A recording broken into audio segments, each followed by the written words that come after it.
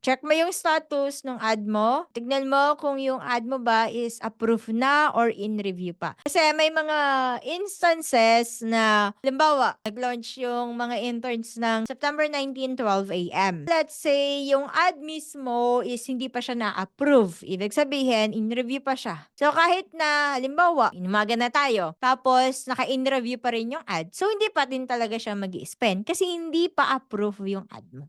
Check mo yung status ng ad mo. Pero may mga instances din naman na kahit approve na yung ad, nakalipas na yung schedule ng ad set mo, tapos hindi pa rin siya nag-spend. Let's say, naka-schedule siya ng 12 a.m., tapos 12 p.m. na, kumbaga, lumipas na yung 12 hours, di talaga siya nag-spend, pwede mong gawin is i-relaunch mo na lang. Relaunch, meaning to say, dudup mo siya, kumbaga, yung schedule mo ng September 19, gagawin mo September 20. Huwag kayong masyadong magpapanik. Sometimes hindi tayo yung problema.